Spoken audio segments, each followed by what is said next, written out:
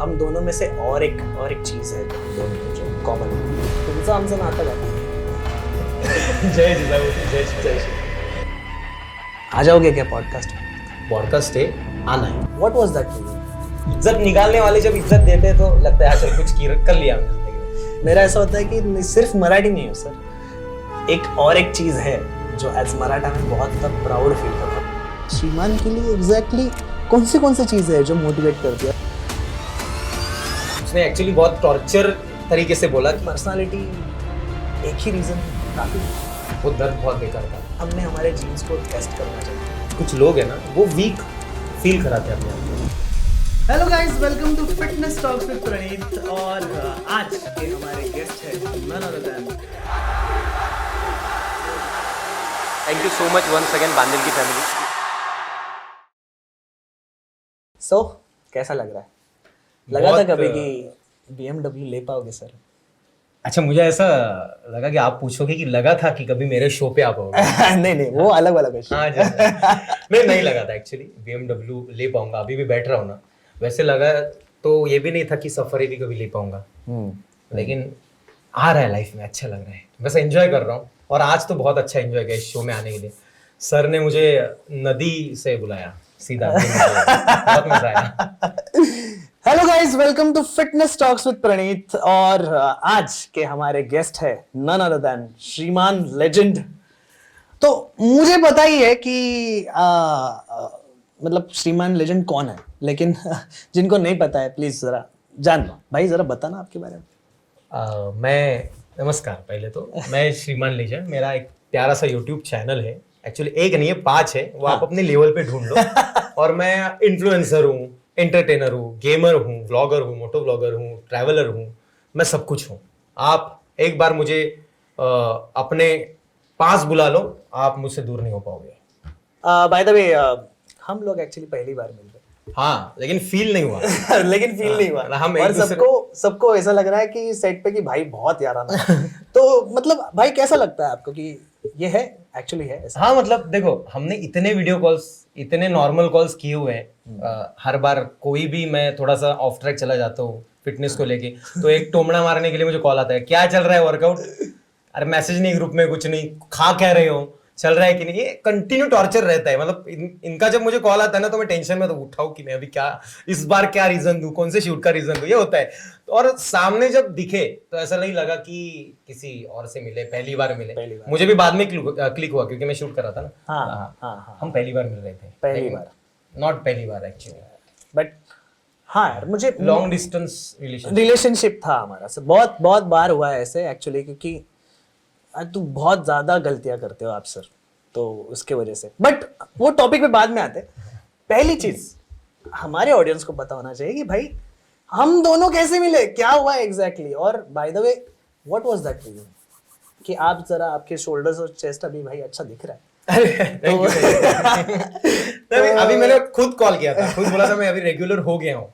और भाई बताओ आपका ऐसा कुछ पॉइंट था लाइफ में जहाँ पे लगा कि भाई आपका स्टोरी क्या है कि मतलब करना है फिटनेस का? हाँ, एकदम शुरुआत का बताओ या अभी का?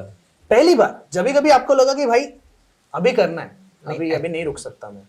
एक्चुअली स्कूल टाइम है ना, स्कूल टाइम चल रहा था, तो मैं सबसे ऐसा हड़गोड़ा पर्सन स्कूल में, एकदम मतलब कुछ पर्सनैलिटी नहीं मुझमें ऐसा। और मुझे तब मैं इतना लाइटली लेता था चीज़ों को, ऐसा अपनी जिंदगी चल रही। फिर एक मेरा दोस्त है, वो मुझे बोला कि उसने एक्चुअली बहुत टॉर्चर तरीके से बोला कि तुझमें ना कुछ लगता ही नहीं है कि तू कुछ है, मतलब तुझे कोई देखेगा ना बाद में भूल जाएगा तुझे, तेरी पर्सनैलिटी नहीं है कुछ।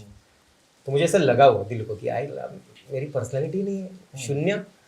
तो उसके बाद मैंने वर्कआउट का सोचा, बस चालू नहीं किया था, सोचा। पक्का दोस्त? हाँ दोस्त हाँ, दोस्त ही था। और उससे पहले मैं ना थोड़ा बांटा था, मतलब हाइट में कम था ना, तो पहले मैंने फोकस किया हाइट बढ़ाने पे। तो उस टाइम पे कोच थे मेरे, तो उन्होंने मेरी हाइट बढ़ाने में मुझे बहुत मदद की। 1 साल तक मैंने बस हाइट बढ़ाने का वर्कआउट किया, और उसके लिए लोग हंसते थे मुझ पे उस टाइम पे, क्योंकि वो पूरा अलग वर्कआउट है। उन्होंने मुझे गारंटी दी थी कि तुम्हारी हाइट बढ़ के रहेगी। और मुझे सरप्राइजिंगली 1.5 साल में मेरी हाइट बहुत बढ़ी उस टाइम पे। और लोग मुझ पे हंसते थे क्या प्रॉपर, क्योंकि वो अलग ही वर्कआउट हो, लटक के रहे हो। फिर वो लेग का कुछ वर्कआउट था, अभी मैं भूल गया हूँ। तो वो जर्नी मेरी स्टार्ट हुई, एंड 1-1.5 साल के बाद फिर मैंने वर्कआउट चालू किया। मतलब उसके बाद वर्कआउट पे फोकस किया। और 5 साल तक कंटिन्यू वर्कआउट किया और शेप में आना चालू हुआ। तब जरा इज्जत बढ़ने लगी समाज में कि हाँ अब जरा दिखने लगा है। वही दोस्त मुझे बोलने लगे अभी तू मेन बन रहा है, अच्छा दिख रहा है वगैरह, तो जरा अच्छा लगता है। मतलब इज्जत निकालने वाले जब इज्जत देते हैं तो लगता है हाँ चल कुछ कर लिया हमने जिंदगी में। राइट, बट ऐसा अभी हुआ है कभी कि आपको लग रहा है कि ठीक है अभी तो पर्सनालिटी बढ़ाने का जो ओवरऑल रीजन था, अभी उससे थोड़ा सा हटके भी कुछ रीजन अभी आ रहा है लाइफ में अभी इस मुकाम पे? हाँ, जैसे कि आप अभी बहुत बड़े YouTuber, streamer, Thank you. Gamer, blogger उसके साथ साथ बाइक फैनेटिक, कार फैनेटिक, मतलब बहुत ज्यादा चीजें आगे बढ़ चुकी है। उसके साथ साथ हम देख पा रहे हैं कि आप कंटेंट कितना बना पा रहे हो, कितना कंसिस्टेंटली बना पा रहे हो। उसके साथ साथ ब्रांड्स और उनके लिए शूट करना, ये सब कुछ शेड्यूल मैनेज करना, तो उसमें लगता है कि अभी पर्सनालिटी एक ही रीजन काफी है? पर्सनैलिटी बस एक रीजन नहीं काफी, फिटनेस चाहिए इंटरनली भी। मतलब आप दिखते फिट हो लेकिन अंदर से भी फिट होना जरूरी है। और ये मुझे ब्रांड से आया था। मतलब जब शुरुआत की थी ना तो मुझे एक अच्छा ब्रांड मिला था, ब्रांड का नाम नहीं लूंगा, ऐसा ऐसे ही। लेकिन उन्होंने मुझे बोला था कि आपकी फिजिक बहुत अच्छी है तो हमें शूट में आपके साथ काम करना है। और मुझे कॉल आया तो मैं शूट किया था, लैपटॉप का शूट था वो, तो मुझे अच्छा लगा। अरे मुझे मेरे लुक पे ये मिला।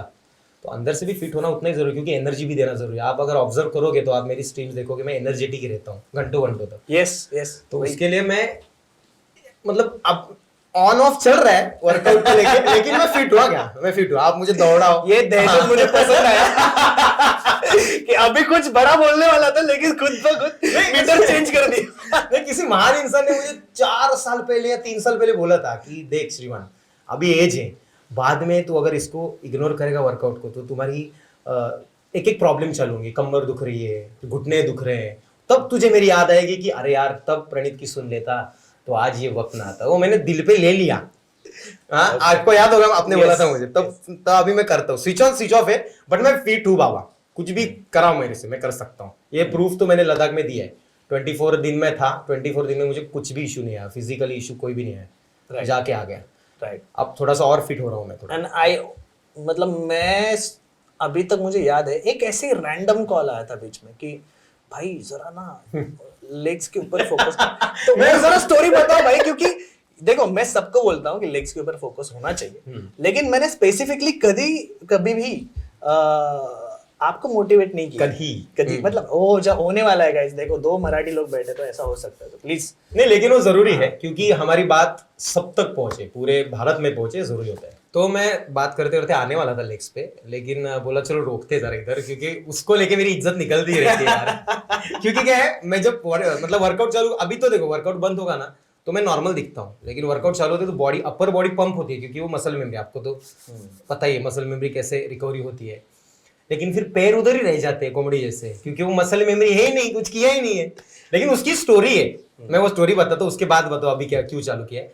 मैं लेग वर्कआउट कर रहा था और वो जो सर थे ना वो मुझे सपोर्ट दे रहे थे लेग वर्कआउट, और क्या हुआ एक साइड पे ना उन्होंने सपोर्ट कम दिया मुझे, कुछ तो हुआ उनका, तो उनका हाथ सटका, तो मैं वर्कआउट कर रहा था तो ऐसे हुआ, और जब वो ऐसे हुआ ना तो इधर प्रेशर है इस साइड पे, और पूरे एक साइड मतलब ऐसा वो कुले के नीचे का पूरा भाग है ना वो पूरा ऐसा सुन्न हो गया उधर ही।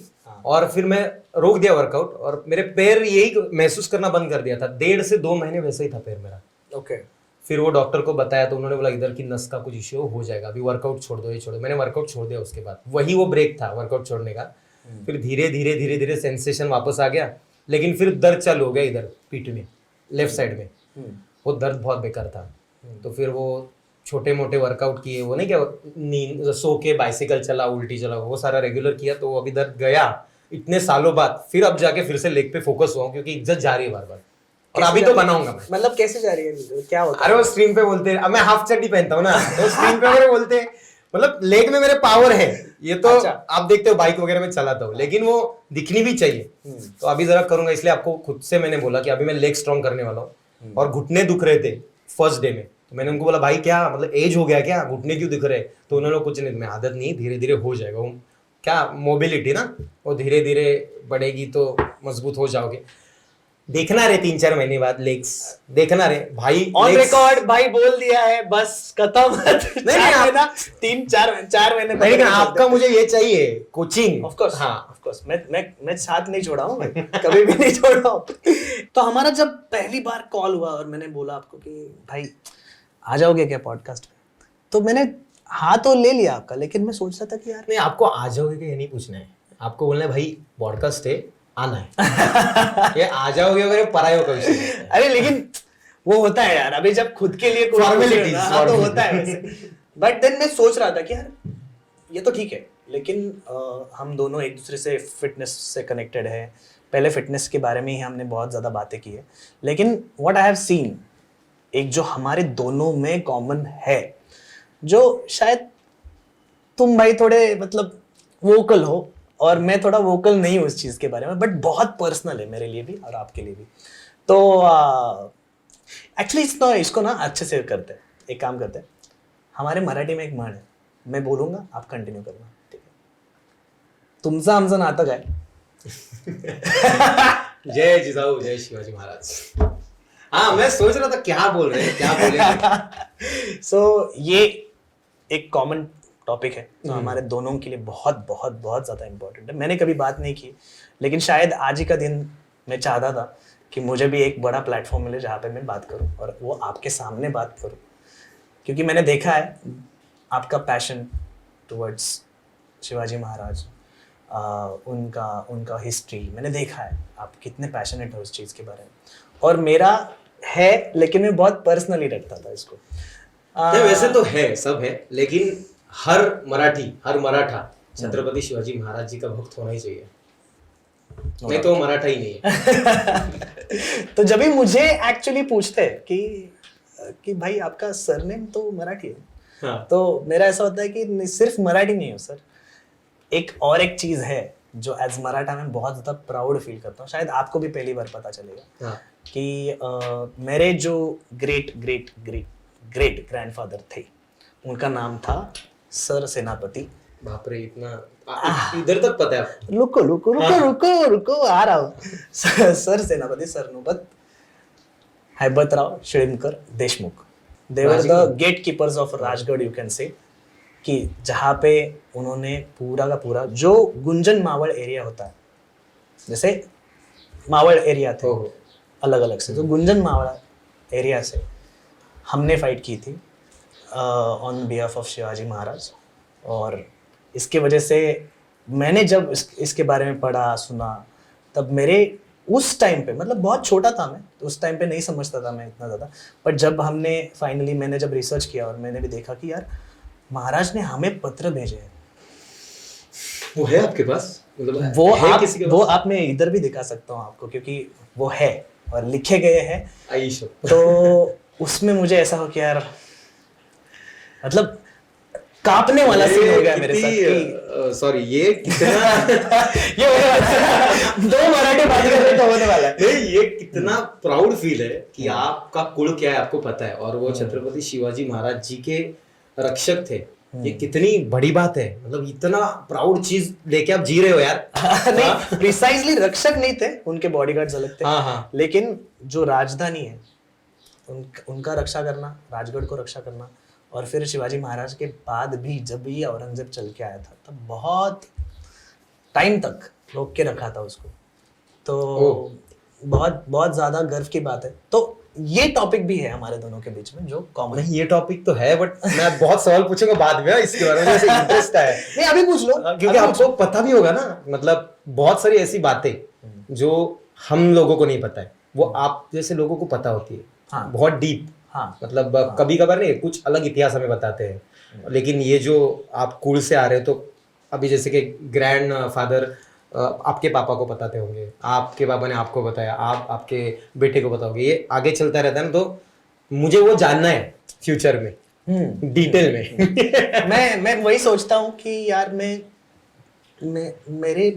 मेरे बेटे को ये सब कुछ चीजें कैसे दे पाऊंगा जैसे आगे बढ़ते जा रहा हूँ। तो उसमें से एक तो चीज है जो मुझे लगता है कि बहुत ज्यादा कनेक्टिंग है, कि जैसे मैंने देखा है कि आजकल हम सब लोग, ऐसे नहीं कि सिर्फ मराठे, हम सब लोग ऐसे समझते हैं खुद को कि यार हम बहुत ज़्यादा शायद वीक बनते जा रहे हैं क्योंकि हम बैठे हुए हैं, हमारी लाइफस्टाइल ऐसी है। बट हमने ये नहीं भूलना चाहिए कि हमारा वंश क्या है, हम कहाँ से आते हैं। ओके, और जब भी वॉरियर्स के बारे में बात आता है तब सबसे ज़्यादा सिग्निफिकेंट चीज़ ये थी कि वो बैटल फील्ड्स पे एक्टिव होते थे। 6 घंटा 7 घंटा 6 महीने तक लड़ाई हुई है, तो उसके लिए लगने वाला जो कुछ भी ताकत था वो सिर्फ और सिर्फ बॉडी से निकलता था। और जितनी लड़ाइयाँ की जाएगी वो सब कुछ फाइनली एक तो आप टिके रहोगे, नहीं तो आप मरोगे। इसलिए सर्वाइवल मोड पे चलते थे, डू और डाई सिचुएशन पे चलते थे। तो इसमें सबसे ज्यादा इंपॉर्टेंट बात ये, जैसे आपने भी सोचा होगा इस बारे में कि मराठे कितने फिट थे। नहीं, मराठे फिट थे, मतलब इनकी स्टोरीज ऐसी है ना मराठियों की कि आजकल लोग, मैं देखता हूँ ना कि कुछ लोग है ना वो वीक फील कराते हैं अपने आप को, तो मोटिवेशन देना पड़ता है उनको आजकल छोटी छोटी चीजों में। लेकिन अगर इनको थोड़ा सा समझाऊं मैं कि आप छत्रपति शिवाजी महाराज जी का इतिहास देखो कि मराठाओं ने क्या क्या किया है, महाराज जी ने क्या क्या किया है, आपकी लाइफ का मोटिवेशन ही वही है। आप कभी छोटी छोटी चीजों से डिमोटिवेट नहीं होंगे। अपने लोग बहुत डिमोटिवेट हो रहे हैं आजकल। हाँ, इनको लगता है कि ये वीक है, इनसे ये नहीं हो पाएगा, वो नहीं हो पाएगा। ऐसा नहीं है। अगर हम सोचेंगे पास्ट के बारे में तो फिर अपना फ्यूचर अच्छा हो जाएगा। बराबर है, ऐसा है, क्योंकि अपने खून में कहीं ना कहीं वो है चीज, नहीं वो फील आता है अंदर से कि हाँ हम है वो। लेकिन आजकल का शेड्यूल खराब हो गया है। अब सो कब रहे, उठ कब रहे, खाना क्या चल रहा है। उस जमाने में खाना, उस जमाने के मावड़े धिप्पाड़ हुआ करते थे। मतलब हम जो कभी नहीं कोई ऐसा बड़ा इंसान देखते ना, उस लेवल के मावड़े फिजिकली फिट दिखते थे, ऐसा बड़े नहीं दिखते थे। बल्कि मैं इसको करेक्ट करना चाहूंगा, वो फिजिकली फिट दिखते थे, वो एक ट्रू सेंस में एथलीट्स थे। हाँ, क्योंकि पहली चीज तो थी कि हम सबसे ज्यादा जाने जाते थे उस चीज के लिए जो है गनिमी कावा, गोरिल्ला वॉरफेयर। सो उसमें एक बढ़िया सी चीज यही थी कि हम हमेशा से रेडर्स रहे, रेड करो, अटैक करो, एग्जीक्यूट करो, निकल जाओ जैसे भूत, दुश्मन को भनक भी ना पड़े, जैसे भूत। जैसे महाराज का ओवरऑल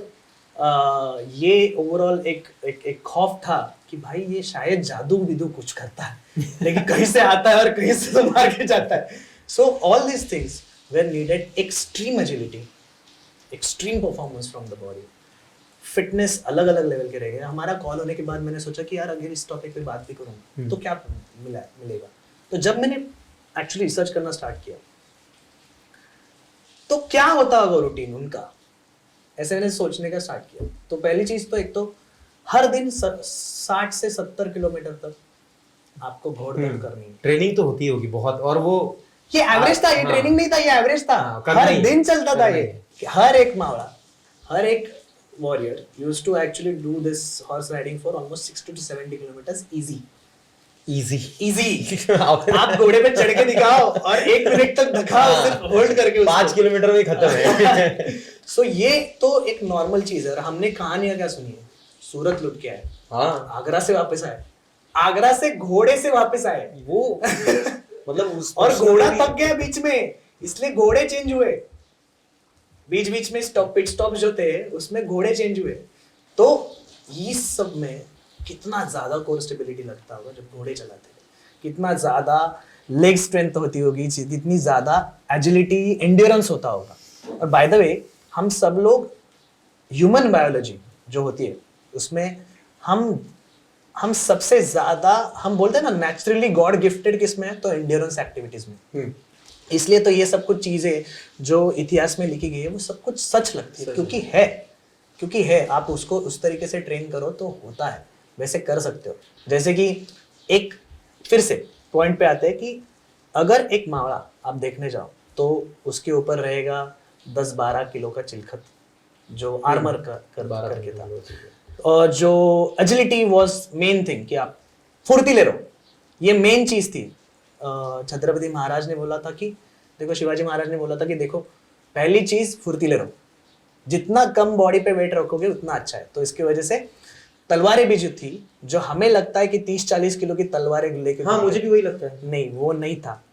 कोई तो इसमें क्या कोई तो ओढ़ है कि 30-40 किलो की तलवार, वो प्रेफरेंसेस थे खुद के कि 60 कितने किलो ले की सकते हैं। तलवार युद्ध में, ऐसा बोला गया है। हाँ तो कितना, उसका क्या? तो शायद प्रेफरेंसेस रहे होंगे हाँ कि कौन कितना उठाएगा और कितना रख हाँ, सकता है। हाँ। जैसे कि आप आजकल के जमाने में देख सकते हो कि बैट के भी खुद के वेट होते हैं। कौन सा हाँ। प्लेयर कौन सी बैट चलाना चाहता है। तो ओवरऑल पॉइंट इज कि आप में कितना स्ट्रेंथ है और आप उससे फुर्तीले हैं कि नहीं। कोई पावर हिटर होगा, नहीं तो कोई 1-1 रन निकालने वाला भी हो सकता है। तो डिपेंड करता है सिचुएशन क्या है। ऑब्वियसली 60 किलो की तलवार को घुमाना, और अगर आप बोल रहे हो 2-5 किलो की तलवार है, तो ऑब्वियसली फर्क तो पड़ेगा स्पीड में। तो उस टाइप के मावड़े होते ही होंगे ऑब्वियसली। हाँ होते होंगे। अभी सोचो अगर तलवार पकड़ के भी रखनी है तो मैं आपको 5 किलो का डंबल पकड़ने के लिए बोलता हूँ, ऐसे आप पकड़ के रखो और 1 मिनट तक होल्ड करके दिखाओ। First thing that you are going to need is you will, पहली चीज आप क्या देखोगे कि आपका हाथ शिवर होने लगे, पकड़ ही नहीं पाओगे। पहली चीज क्या हो जाएगा कि भाई हाथ कांपने लगेगा, क्योंकि शोल्डर में उतना स्ट्रेंथ ही नहीं है, उतना एंड्योरेंस ही नहीं है। अब सोचो कि ये तो एक चीज हुई, फिर वो जो मूठ होता है तलवार का, वो उस साइड पे थोड़ा ज्यादा हेवी होता था, क्योंकि वो हेवी से लाइट होते हुए और ज्यादा शार्प होता था। टिप पे और ज्यादा शार्प रहेगा, क्योंकि हमेशा से स्विंग ही करना आएगा ऐसा नहीं है भाई, उपसना भी है। ओके तो उपसना है तो मतलब कैसे भी मार सकते हैं यार, पता नहीं। तो लेकिन इतनी बड़ी तलवार लेके वो मावड़े कम से कम मुझे ऐसा लगता है मिनिमम 6-7 घंटे तो लड़ते होंगे आराम से। और सोचो ये वजन ओवरऑल कंसिडर कर लो 25 किलो का वजन, और ये तलवार, और ऊपर से सामने से भी वार हो रहा है। और ऐसा माना जाता है सवारी करके जाओ। हाँ ऐसा नहीं कि बस हो गया, एग्जैक्टली एफर्ट स्टार्ट हो गया, जहां से निकले घुड़सवारी करते जाओ। पीछे ढाल रहेगी पीठ पे, तलवार उसमें रहेगी, उसके साथ एक हाथ में घोड़ा और दूसरे हाथ में मशाल, रात के अंधेरे में निकल रहे हैं। पता है हम बात करते हैं ना जब ये माहौल की वगैरह, तो हम बोलते हैं हमें अच्छा लगता है, लेकिन कभी डीप नहीं जाते। देखो जैसे कि अभी आप बोल रहे हो तो मैं डीपली सोचने लगा हूं कि हाँ यार सच में ये कितना हैवी है। मतलब मैं राइडिंग करता हूँ तो वो मेरा जैकेट है ना, वो मुश्किल से 5-6 किलो का रहेगा। वो 5-6 किलो का जैकेट मेरी हालत खराब कर देता है। आपने तो, आपको भी होगा एग्जांपल, मैंने भी राइड किया। वेट लॉस कितना होता है एक राइड में, आपका 2 से 3 किलो वेट लॉस हो सकता है। यस तो मावड़ों के अंदर क्या है, हाँ, जो घंटों तक लड़ते रहते हैं, उस लड़ाई में वो थक भी रहे हैं, उन पे भी वार हो रहे हैं, लेकिन वो वार झेल के सामने वालों को गिराना कितनी बड़ी बात है। और ऐसे जगहों से जाना जिस जगहों पे वो मुगल लोग वगैरह सोच भी नहीं सकते कि यहाँ से मावड़े आ सकते, ऐसे जगह से मावड़े जाके काम करके आ भी जाते थे। तो सबसे बेहतरीन बात यह है कि अगर बहुत ज्यादा रिसर्च करने जाओ तो अंदर तक जाओ, तो मुझे इतना ही दिखा है नंबर्स के हिसाब से। तो ये था कि एक मावड़ा 6 से 7 घंटे तक बिना थके लड़ लेता था। और ऐसा नहीं है कि सिर्फ हर्ट कर रहा है किसी को या खुद का बचाव कर रहा है, वो एग्जीक्यूट कर रहा है। आप सोचो कि तलवार किस एंगल से कितनी जोर से घुमानी पड़ेगी, ओके, ताकि गर्दन धड़ से अलग हो। उसके लिए पावर लगेगा। ऐसा नहीं कि पहला ही बॉल छक्का मिला है वैसा नहीं है। इट्स लाइक तीसरे घंटे में भी वो चांस आ सकता है, चौथे घंटे में भी वो चांस आ सकता है। तो उसके लिए लगने वाला एंड्योरेंस, उसके लिए लगने वाले शोल्डर स्ट्रेंथ, उनके रोटेटर कफ्स कितने स्ट्रांग रहेंगे, और वो मतलब घंटों भर तक वही वो करते जा रहे हैं। फिर से बैठो घोड़े पे और फिर से वापस लौटो। तो मुझे ये पता चला कि जो मराठा मावड़ा होते थे, ओके, पहली चीज एक तो 2.5 to 3 kgs का तलवार रहेगा, ओके, बट कर्व वाला रहता था। तलवार ज्यादा हेवी रहती थी ना, नहीं, ऐसा मुझे लगता है। छत्रपति का कहना ये था कि आप अजाइल रहो, आप फुर्तीले रहो। तो सबसे ज्यादा आपके कंफर्ट के ऊपर डिपेंड करता है। सो टिपिकल रेंज जो किलोज की आती है जब भी रिसर्च करो तब, सो वो 2 से 3 kgs का तलवार तक आती है। और हमारी तलवारें थोड़ी सी कर्व हुआ करती थी। तो ऐसा नहीं कि सीधी तलवारें थी। सीधी तलवारें अगर है तो उसका वेट बढ़ता है, अगर कर्व रहे तो उसका पूरा का पूरा मतलब यही है कि भाई फुर्तीले अटैक करो फास्ट। उसके साथ साथ ढाल जो 3 से 5 किलो की रहेगी। मैंने पूरा आर्मर का बारे में बोल दिया, चिलखत के बारे में बोल दिया, ठीक है। फिर दान पट्टा अगर लेने जाओ, जैसे बाजी प्रभु देशपांडे ने चलाया था, राइट, तो समझो कि वो 5-6 किलो का भी रहेगा हर एक हाथ में, ओके, तभी इतना ज्यादा पूरा गेयर बॉडी पे रखते हुए कोई भी अगर रेड करे या कोई भी गनीमी कावा से अटैक भी करे तो एक मराठा वॉरियर ये 5 या 6 घंटों तक मारता था, काटता था, और हर एक वार ये एक इंटेंशन के साथ था कि सिर्फ हर्ट नहीं करना है, एग्जीक्यूट करना है, हराना है, मार देना है।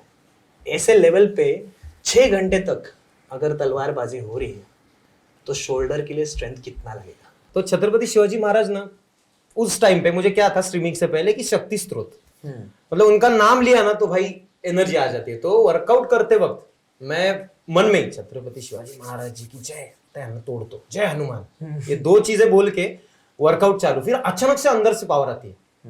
और स्ट्रीमिंग के बाद है ना मैं ऑटोमेटिक बहुत ज्यादा इसमें जा रहा हूँ और मुझे बहुत अच्छा लग रहा है। मुझे महाराज ये नाम है ना, ये लाइफ में कितना इंपॉर्टेंट है मुझे, कि मुझे ये जमीन से जोड़ के रखता है, मुझे ये शांत रखता है, दिमाग में गंदे थिंग्स भी नहीं आते हुए, मतलब जहाँ पे मैं देखता हूँ आसपास क्या चल रहा है, लोग दुनिया में क्या जी रहे हैं, तो जब ये नाम आते हैं ना तो आप मतलब आप ऑटोमेटिक मंदिरों से जुड़ते हो।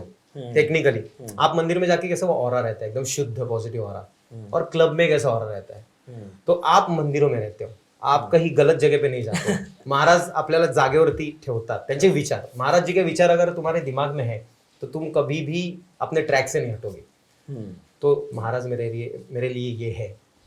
और तो एग्जैक्टली अभी इससे थोड़ा सा आगे बढ़ते हैं और हम बात करते हैं कि चलो ये तो हो गया मोटिवेशन, इंस्पिरेशन, सोचने वाली बात है यार, लेकिन अभी आते हैं एग्जीक्यूशन पे। तो कभी ऐसा लगा है क्या कि पबजी खेलते वक्त भी गोरिल्ला वॉरफेयर तो हुआ है ना? एक्चुअली देख भाई हुआ है। मैंने तो बहुत सारे स्ट्रीम देखे, तूने रेड मारे और ऐसे ऐसे मारे यहाँ पे तुझे पता भी नहीं था कि भाई कहाँ से आया, कहाँ से शॉट बैठा। मैं आपको एक सीन बताता हूँ कि मेरा गेम प्ले इतना सीरियस नहीं रहता, मैं फन के लिए खेलता हूँ। हर बार मर रहा हूँ, पेटी बन रही है मेरी, पेटी मतलब वो मरने की, समझ गया। तो लोग चिढ़ाते हैं, फिर अचानक से कोई एक बंदा बोलता है नाव है छत्रपति शिवाजी महाराज दाखो यांना, फिर वो ईगो इश्यू आ जाता है कि छत्रपति शिवाजी महाराज नाव घेतले भाई आता नडा लगा। ऐसे कितनी बार हुआ है कि महाराज जी का नाम लेने के बाद हम तोड़ देते सामने वाले, पूरा चिकन डिनर, वो भी ऐसे वैसे नहीं, फुल किल्स बिल्स लेके। और ये रही बीजेएमआई की बात, लेकिन बीजेएमआई नहीं, दूसरा कोई चैलेंजिंग गेम रहता है ना कि चॅलेंज पूरा करना है, तो कोई ना कोई ऐसा शपथ देके चला जाता है। और महाराजांची शपथ म्हणजे ते लास्ट हो जाता है, फिर भाई करना ही है। लेकिन मजा है, मतलब वो जो ऑडियंस के साथ कनेक्शन है ना, मतलब कहीं ना कहीं शिवाजी महाराज जी, मेरी बांदिल की फैमिली और मैं, हम कनेक्टेड महाराज जी की वजह से ही है। ये पूरा ट्रायंगल है और वो कनेक्टेड है। Yes. और लोग इतना प्यार उसी की वजह से देते हैं, ऐसा मुझे तो लगता है। मुझे भी वही लगता है कि जब भी कभी मेरा मतलब ऐसा ज्यादा मराठी में कंटेंट निकला नहीं है कि पहले से ही कोच था, सबसे ज्यादा ट्रेनिंग देते देते पहुंच गया ऊपर तक, बट ऐसे ऑडियंस को जुड़ गया जैसे कि मुझे कभी चांस ही नहीं मिला कि मैं मराठी में कुछ कंटेंट बनाऊं। बट कभी कभी जब मैं स्टोरी डालता हूँ मराठी में, या कभी लोग मुझे स्टोरी में देख लेते कि मैं मेरे वाइफ के साथ मराठी बोल रहा हूँ, तब उनको स्ट्राइक होता है कि अरे ये तो कितना अच्छा मराठी बोल लेता है। तो फिर वो मुझे पुश करते हैं कि यार तू प्लीज मराठी में कंटेंट बनाना। तो हमने अभी स्टार्ट किया कि मैं मेरे वाइफ के चैनल पे जब भी मैं कुछ बना रहा हूँ तब मराठी में करना चाहता हूँ। तो या बट पॉइंट इज कि ये तो हो गया। अभी I think you are doing gaming, streaming, then vlogging, okay, then vlogging में मोटो व्लॉगिंग भी कर रहा हूं, मोटो एडवेंचर, सॉरी बांदिल की फैमिली, सॉरी अगर आप देख रहे हो, सॉरी इन्हीं लेग्स पे ट्रेकिंग भी कर रहा हूँ ना। या बट देन अभी जब भी हम मिले थे और हमने फाइनली वर्कआउट किया, मैंने तुम्हें डाइट दिया, जो कुछ भी था, अभी वो डाइट वर्कआउट करके जो कुछ भी तुमने फाइनली मिला है, और उसमें अभी देख पा रहे हो कि इतनी सारी चीजें करने में कुछ फिटनेस का आ रहा है, फायदा हो रहा है। फिटनेस तो चाहिए। आप देखो, आपने मुझे मतलब मैं बस सोचता था ये चीजें करेंगे, बट पता नहीं कोई तो बूस्ट चाहिए होता है। आपने मुझे वो जो बताया ना डाइट, पहली चीज तो डाइट मेरे दिमाग में क्या था पता है क्या, कि डाइट मतलब क्या, उपाशी रहना, हाँ मैं डाइटिंग पे हूँ, हाँ ये मेरे दिमाग में था।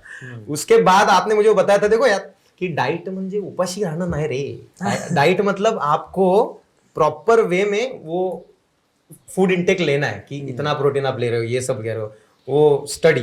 तो मैं वो सीखा उस टाइम पे, अभी वो कर नहीं रहा हूँ रेगुलरली, बट एटलीस्ट अलाइन तो हो रहा हूँ ना, धीरे धीरे धीरे, और हो जाऊंगा मुझे लगता है अगर इस साल में वगैरह ना मैं हो रहा हूँ, क्योंकि अब थोड़ा सीरियस लेना जरूरी है, क्योंकि फिटनेस ये बहुत रोल प्ले करेगा मेरे मोटो व्लॉगिंग में या फिर जर्नी में। और क्या है, लोग मुझे देख के चीजें भी सीखते हैं, तो हम एज ए इन्फ्लुएंसर हमारे ऊपर एक रिस्पॉन्सिबिलिटी भी है। जैसे छत्रपति शिवाजी महाराज जी पे भी रिस्पॉन्सिबिलिटी थी स्वराज्य निर्माण करने की, और उनके विचारों पे, उनके क्या कहते हैं कि वो गुरु, और हम सब टीचर, वैसे मावड़े सब टीचर, सॉरी टीचर नहीं, वो गुरु और बाकी सब स्टूडेंट, जैसे कि आप गुरु मैं स्टूडेंट, वैसा विषय।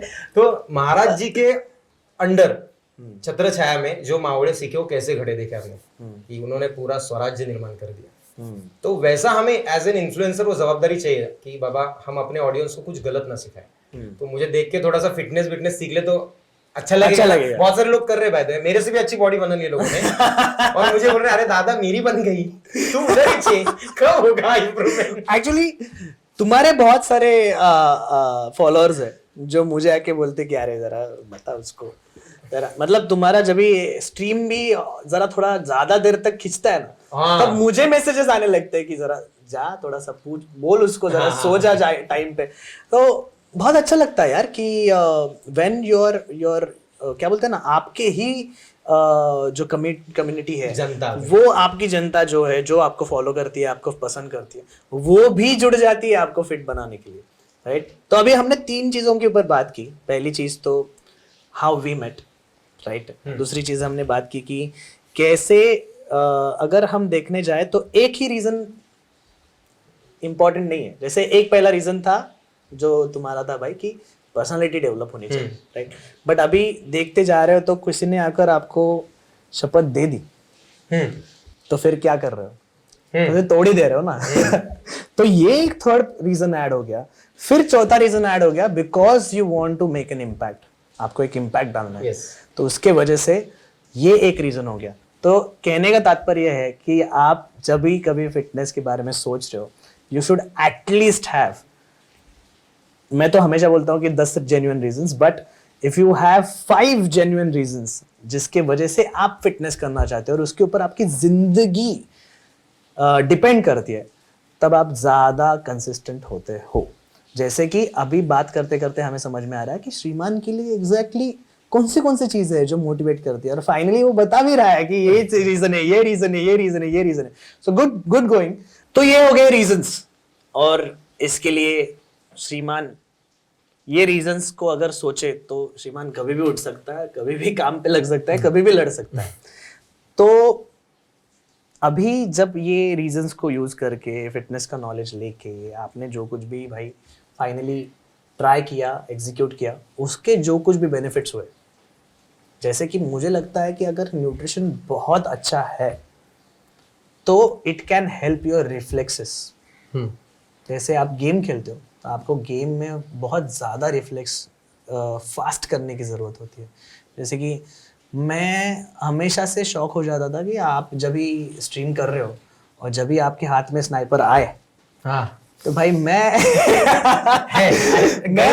तारीफ हो जाती है, अच्छा लगता है। मैं सोचता ही था कि भाई इसको रिफ्लेक्स का टाइम कैसे मिल रहा है इतना ज्यादा। और कभी मतलब आप ना थोड़ा सा रोहित शर्मा फील देते हो जो स्नाइपर यूज कर रहे हैं कि भाई you have that timing in your hand कि भाई मतलब 2 शॉट खेल सकते हो तुम एक इसमें, कि इसके नी पे मारना है या सर पे मारना है वो भी डिसाइड कर लोगे तुम उस टाइम पे। सो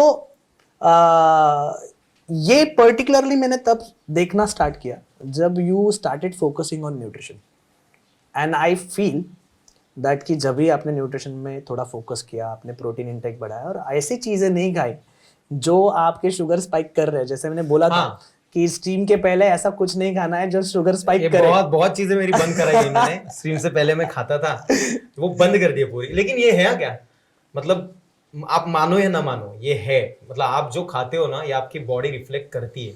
चाहे वो नॉर्मल, मतलब कभी कभी हम बहुत ज्यादा वो ऑयली वगैरह खाते हैं, दूसरे दिन चेहरा सूजा हुआ रहता है, कुछ कुछ लोगों का, सबका नहीं होता वो, मेरा होता है स्पेशली। मैं स्पाइसी और ऑयली खाऊंगा ना तो मेरा पूरा फेस है ना स्वेल रहता है पूरे दोपहर तक, और फिर वो धीरे धीरे उतरता है। लेकिन अगर मैं प्योर वेज, वैसे तो मैं वेज ही हूँ लेकिन बता रहा हूँ प्योर वेज खाऊं और ज्यादा स्पाइसी नहीं, मैं तो फ्रेश रहता हूँ दूसरे दिन। अच्छा। और नींद चाहिए इस चीज के लिए, जरूरी है। नींद के लिए उन्होंने डायरेक्ट बोला है भाई तेरा शेड्यूल खराब है, नींद का कुछ करना पड़ेगा। नहीं तो फिर इन्होंने सजेशन दिया था कि आप जिस खोली में सोते हो वो पूरी डार्क करो, एकदम ब्लैक। उसका रीजन है गाइस कि क्योंकि पहली चीज आपके बॉडी में, आप भी सुनो भाई, हाँ, मैं मैंने ये आप उधर देखो, उधर देखो, मैं focus मतलब कर ये रहा हूँ। थोड़ा सा please I will take some time, because इसमें मैं बहुत ज्यादा क्या बोलते हैं ना, प्राउड फील करता हूँ कि ये होना इसीलिए चाहिए। तो कोच तो गाइस कैसा होता है कि it is so important to have a pitch dark room, मतलब एकदम डार्क रूम होना चाहिए जब आप सो रहे हो। क्योंकि पहली चीज, आपके बॉडी में आप जब रेस्ट करने जाते हो, आपके बॉडी में 2 प्रकार के हार्मोन होते हैं, जहाँ पे अगर आप बहुत ज़्यादा एनर्जेटिक हो, अगर आप बहुत ज़्यादा फोकस्ड हो, तो ये एक हार्मोन की वजह से होता है, इसका नाम है कॉर्टिजोल, जो हम बोलते हैं स्ट्रेस हार्मोन है। मतलब कॉर्टिजोल लेवल्स बढ़ गए मेरे, राइट? तो वो होता है स्ट्रेस हार्मोन। बट जो इसको नाम दिया गया है उससे भी ज़्यादा इम्पोर्टेंट ये हार्मोन है, क्योंकि यही हार्मोन है जो आपको लेजर फोकस शार्पनेस देता है when you are supposed to be sharp, when you are supposed to be playing games, right? The point is कि उसके साथ साथ कॉर्टिजोल को मैनिपुलेट करने वाले बहुत सारी चीजें होती है, जैसे चाय पीना, कॉफी पीना, ओके? उसके साथ साथ स्क्रीन, जहां से ब्लू रेज निकलते हैं, व्हाइट स्क्रीन जो हम बोलते हैं, ब्लू रेज निकलते हैं, ब्लू स्क्रीन जो कुछ भी बोलते हैं, तो उसके वजह से आपके जो अभी मराठी में जैसे, हाँ रेटिना, बट मराठी में बुबुड़, और ठीक है इंग्लिश में आई बॉल्स आई बॉल्स तक जब गिरती है तब आपका कॉर्टिजोल ऑटोमेटिकली हाई लेवल पे रहता है। तो बहुत सारे लोगों का ये प्रॉब्लम है कि वो फोन लेके सोते हैं, फोन जब लेटे हुए आप देख रहे हो तब आपके कॉर्टिजोल को आप नॉर्मल नहीं करोगे, तो दूसरा हार्मोन पिक्चर में आता है, that is melatonin, which is a main reason of sleeping hormone. इसको बोलते हैं स्लीपिंग हार्मोन, कि जब कभी ये रिलीज होता है बॉडी से तब आप नींद आपको आना स्टार्ट होता है, आपको यॉर्निंग स्टार्ट होता है। सो अगर इसको ज़्यादा जल्दी रेगुलेट करना है तो पहली चीज़, जितने भी मैनिपुलेट करने वाले कॉर्टिजोल को है या ज़्यादा पुश करने वाले, ज़्यादा कॉर्टिजोल की जो विंडो होती है उसको पुश करने वाले जितने भी रीजंस है उसको आपको कम करते जाना है। Fastest way of simply cutting down the cortisol window is to be in a pitch dark room. मतलब सबसे ज़्यादा अंधेरे रूम में रहो और आप देखोगे कि आपको बहुत जल्द नींद आएगी। नहीं, और ये प्रूफ मैं खुद हूँ इसका। जब मुझे प्रणीत भाई ने चीज बोली थी ना तो मैंने वो सीरियसली लिया, और मैं वही सीरियस लेके, मतलब अभी मैं सोता हूँ सुबह, तो मेरे रूम में आता है उजेड़, मतलब उजाला तो मैं क्या करता हूँ, जो खिड़की है ना उधर में जो अंगावर लेने वाली चादर रहती है ना, वो एक्स्ट्रा लेके, मतलब रजाई लेके मैं खिड़की पे लगा देता हूँ और पूरी रूम डार्क रहे, इस चीज की मैं श्योरिटी लेता हूँ और मैं सोता हूँ।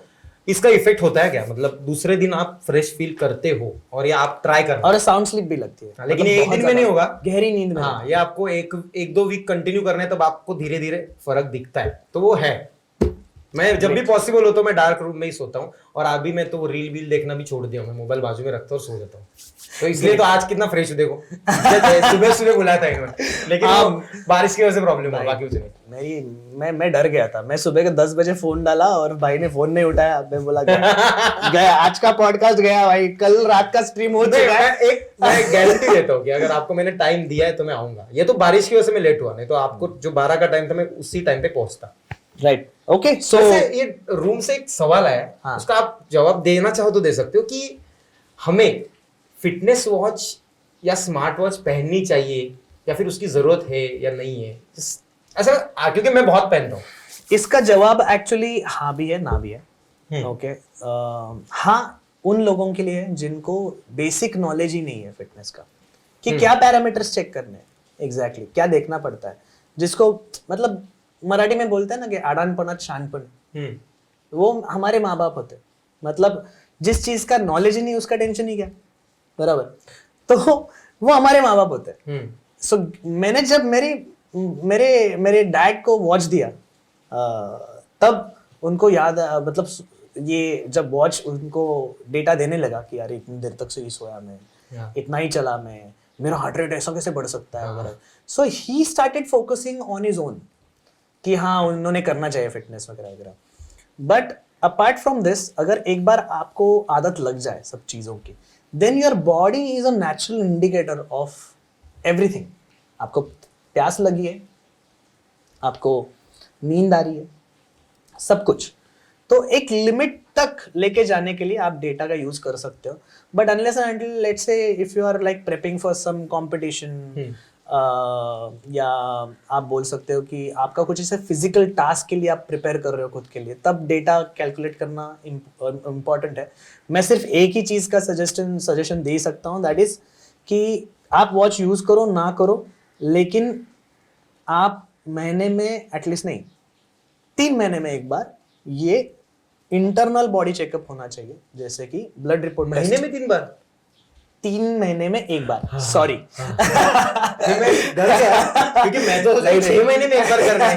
नहीं, 3 महीने में एक बार। अभी तो पैरामीटर थोड़े से चेंज हो गया है। हाँ। तो मुझे लगता है कि that is the main indicator जो सबको, हमको भी या फिर मम्मी पापा को? एवरीबडी 3 महीने में एक बार। हाँ, who is crossing the age more than 20 कर सकते हैं। अगर आपको चाहिए कि आप कुछ एक्सपेक्ट करते हो आपकी बॉडी से परफॉर्मेंस, मैंने बहुत बार देखा है कि लोग कौन सा वर्कआउट करना चाहिए इसके ऊपर फोकस करते हैं, वॉच पहनते हैं, उसके साथ डेटा लेते हैं कि मेरा हार्ट रेट ये है, मेरा हार्ट रेट वो है, मेरा स्लीप इतना हुआ, मैं इतना देर तक कार्डियो किया तो मेरा इतने कैलोरीज बर्न हुए, सब कुछ प्लान किया। ओके, एंड देन ये सब कुछ डेटा लेके वो और सर्च करने के लिए जाते हैं कि अभी इसके हिसाब से क्या खाना चाहिए मैंने इतने कैलोरीज रखने हैं, मेरे इतने ज़्यादा बढ़ गए, मेरे इतना कम होना चाहिए, ये सब कुछ प्लान कर लेते हैं। लेकिन उसके बाद भी उनको रिजल्ट नहीं आता है, बिकॉज उनको पता नहीं है कि कुछ इंटरनल ब्लड रिपोर्ट टेस्ट में कुछ विटामिन और मिनरल्स में आपकी बॉडी डेफिसिट है, जैसे कि B12 D3 है। ये ऑलमोस्ट मतलब हमेशा आप बोल सकते हो कि एक 80% लोगों में है ही। जो कोई भी लोग आज घर में बैठ के काम कर रहे हैं, जो कोई भी लोग समझो 2 बार ही जाते हैं वीक में से ऑफिस, और बाकी के दिन घर पे बैठ के काम हो सकता है, तो ऐसे सब लोग जिनका सन एक्सपोजर नहीं है, और वैसे भी आजकल का सन एक्सपोजर इतना अच्छा में तो फुल होगा फिर। ये इसका राइडिंग की वजह से इसका नहीं होगा। शायद आगे जाके ऐसा हो सकता है कि उससे भी विटामिन डी मिल जाए, बट आजकल का सनलाइट भी इतना अच्छा नहीं है कि आप इतना ज्यादा जल्दी ऑब्जॉर्ब कर पाओ इस चीज को, because of may be ozone layers खराब हो रहे हैं, बहुत सारी चीजें हैं। तो इसके लिए आपको इंटरनल चेकअप करना बहुत इंपॉर्टेंट है। अगर वो 3 महीने में एक बार आप ब्लड रिपोर्ट टेस्ट कर देते हो, तो आपको पता है कि आपको कौन से डेफिशिएंसीज है। अगर आप किसी भी मेटाबॉलिक कंडीशन पे, जैसे डिसऑर्डर होता है, जैसे कि आप बोल सकते हो डायबिटीज प्रोन होते हो आप, तो ऐसा नहीं होता है कि आपको एक दिन में डायबिटीज हो गया। ऐसा हो सकता है कि आपको ये टेस्ट करने की वजह से समझ में आ गया कि अरे आपके HbA1c लेवल हमेशा हाई है। अगर HbA1c लेवल जो होता है, जो आपका बॉडी का शुगर कंटेंट मेंटेन रखना, या शुगर बॉडी में आपका फ्री फ्लोइंग कितना है वो दिख रहा है, ये सब कुछ चीज़ों की वजह से आपको पता चलने लगता है कि अरे कुछ रेजिस्टेंस है बॉडी में। मतलब ये उसके लिए भी यूज होगा ना कि फ्यूचर में अगर हमें कुछ होने वाला हो तो भी ऑफ कोर्स आपको बचाएगा ये। Of course. So basically watch पहनो, उससे अपडेट्स लो, मोटिवेट हो जाओ, बट उसका मेन रीजन ये है डरना नहीं है उस डेटा से। आपको उससे उसका नॉलेज लेके उसके ऊपर काम करना है। और सबसे बड़ा इंपॉर्टेंट चीज़ है, आप गैजेट्स पहनो, कोई प्रॉब्लम नहीं, लेकिन 3 महीने में एक बार blood report test is must. मैं करूंगा अभी, प्लीज। सत्य। ओके, सो इसी टॉपिक को फाइनल टॉपिक बोलते हुए हम इस पॉडकास्ट के एंड तक पहुंच चुके हैं। अरे वाह, इतने जल्दी एंड हो गया यार। तो आप बताओ, आपको कुछ बोलना बाकी रहना है? बोल सकते हैं, मतलब कल का डाइट पूछ सकता हूँ मैं बस इतना बोलूंगा कि मुझे वो दे दीजिए लिख के, वो 3 महीने में जो भी करना है मैं करूंगा, मतलब जो टेस्ट करना है वो बेसिक टेस्ट रहता है। हाँ, ज्यादा जरूरी है। आप भी दोस्तों ये चीज करो। फिटनेस आजकल जो चल रहा है पर्यावरण, उस हिसाब से तो हेल्थ का ख्याल रखना बहुत जरूरी है। पता नहीं कल क्या हो जाए, और कैसा है, एक बार बीमार पड़ गए ना तो पूरी जितनी कमाई है ना प्रॉपर्टी चली जाती है। तो अपने आप को फिट रखो और उस प्रॉपर्टी से गाड़ियां आई थिंक बेसिकली लोगों को पता है कि कौन से मेन ऑर्गन्स है जो इंटरनली बहुत इंपॉर्टेंट है, जैसे कि लिवर हो गया, जैसे कि हार्ट हो गया। हार्ट के लिए तो आपको ऑफ कोर्स कोलेस्ट्रॉल पता ही है, आपको रिपोर्ट्स निकालनी पड़ते हैं। फिर लिवर के लिए लिवर के टेस्ट होते हैं, जैसे कि हार्मोन होता है थायराइड, ये टेस्ट बहुत इंपॉर्टेंट है। सो ऐसे basic test are very important. Also maintaining the sugar levels, इसके लिए शुगर का टेस्ट होता है, वो अब जैसे ही आप बोलोगे आपको मिल जाएगा। ओके, और बाकी विटामिन ए, डी, ई, के, इतने भी जितने भी हमारे सप्लीमेंट्स में आते हैं, ये सब कुछ चीज़ें आपको पता होनी चाहिए। बस ये 2-4 चीज़ों के टेस्ट होते हैं। अगर आप किसी भी पैथोलॉजी पैथ लैब में जाओ और आप बोलो कि मुझे एक बेसिक इंटरनल टेस्ट करना है, तो आपको वो लिस्ट दे देंगे। खून निकालेंगे ना? खून तो निकालना पड़ेगा भाई, खून भी निकालेंगे और थोड़ा सा सुसु भी निकालेंगे आपका। सुसु तो नॉर्मल है, बट खून अरे सुसु डब्बे में डालना पड़ता है ना भाई। हाँ वो कठिन है। हाँ, तो आपको आपके मन के ऊपर नहीं होता ना कि अभी सुसु कर दो डब्बे में डाल के दे दो, ऐसा नहीं होता है। तो इसी मौके में इसी टॉपिक का एंड करते हैं भाई, क्योंकि अभी डिस्कशन बहुत गंदे तरीके से कहीं पे भी जा रहा है। तो आप प्लीज बिना रुके और बिना अभी मतलब कहीं पे भी जाए, जस्ट नीचे एक दिख रहा है यहाँ पे सब्सक्राइब बटन है, वो दबा देना प्लीज। और भाई आप कुछ बोलना चाहते नाही काय बांधिलकी विषय, हा. भाई जीव आहे आणि जीव राहणार, हा. प्रेम भेटलंच पाहिजे। साल्टी अरे साल्टी गाडी गाई साल्टी सॉरी, कमेंट मध्ये प्रेम दे भाऊंना, कोचर भाऊंना, प्रणित दो कोचर। हाँ, तो भाई का कहने का मतलब यही था कि प्यार दो प्रणित भाई को और कमेंट में इज्जत दो प्रणित दो कोचर जी को। और आपको कोई भी फिटनेस टिप चाहिए, कुछ भी हो, भाई खतरनाक है। और मैं तो फ्री कर रहा हूँ, आप उतने लकी नहीं हो, लेकिन आप जो पेड कर रहे हो उतना वर्थ होगा, क्योंकि वो है, किंग तो है, मुझे पसंद है personally. Link in the description. 97 bye. तो गाइस हमने बहुत सारी बातें की आज विद श्रीमान लेजेंड। आपको पता करने के लिए मतलब बहुत सारी चीज़ें मिली होगी इसमें से। आई होप आपको बहुत ज़्यादा वैल्यू भी मिली होगी।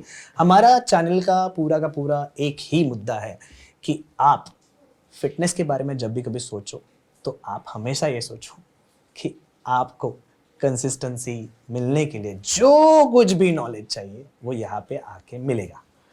यही मेरा मेन मुद्दा है। उसके साथ साथ ये ज़्यादा इंफॉर्मेशनल नहीं बनाना चाहता था मैं, उसको चाहता हूँ कि मैं हमेशा आपके सामने मैं ऐसे स्टोरियाँ लाऊं जो आपको बहुत मोटिवेट करे, रिलेटेबल लगे, क्योंकि आपको जो प्रॉब्लम हो रहा है फिटनेस में सबको हो रहा है, डोंट वरी।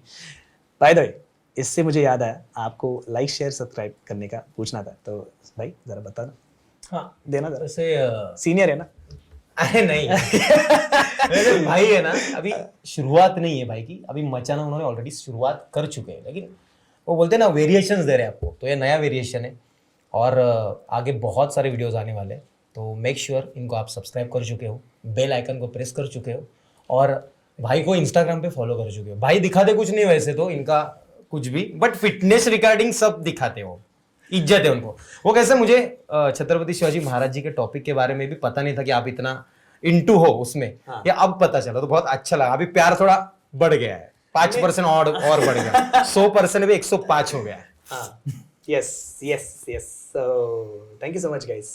प्लीज आपके फ्रेंड्स फैमिली सबको शेयर कर दो, समाज में फैला दो, समाज में फैला दो प्रणीत भाई को। कर दो।